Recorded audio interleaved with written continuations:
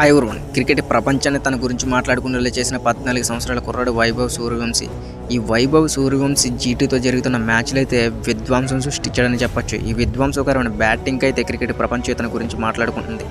ఐపీఎల్లో second fastest century కొట్టిన ప్లేయర్గా అయితే వైభవ్ సూర్యవంశీ నిలిచిపోయాడు. జస్ట్ 35 బాల్స్లో 100 కంప్లీట్ చేసుకున్నాడు. ఇందులో 11 సిక్స్లు 7 ఫోర్లు అయితే ఉన్నాయి. నిజంగా ఒక ఓవర్లో కరీం జనాత్ 30 రన్స్ కొట్టాడు. అలాగే ఇషాంత్ శర్మని ఒకే ఓవర్లో 28 రన్స్ కొట్టాడు. ఈ కుర్రాడు బ్యాటింగ్ చూస్తే నిజంగా ఎక్కడ భయం అనేది ఎవ్వరు కూడా కనిపెట్టలేరు. అసలు భయం అనేది లేదు ఈ కుర్రాడు బ్యాటింగ్లో. 94 మీద ఉన్నప్పుడు ఏ ప్లేయర్ అయినా కానీ ఆచితూచి బ్యాటింగ్ చేసి సెంచరీని కంప్లీట్ చేసుకుందాం అనుకుంటాడు. కానీ మనవాడు 94 మీద ఉన్నామా 99 మీద ఉన్నామా అన్నది మ్యాటర్ కాదు.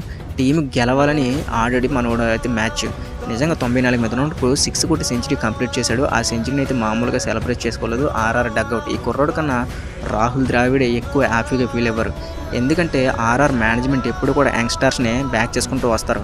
అప్పుడు సంజయ్ శాంసన్, రియాన్ పరాగ్, యశస్వి జైస్వాల్, ఇప్పుడు వైభవ్ సూర్యవంశీ వాళ్ళు ముగ్గురు ఇండియాకి ఆడారు. ఈ వైభవ్ సూర్యవంశీ కూడా ఇండియాకి ఆడాలని కోరుకుందాం.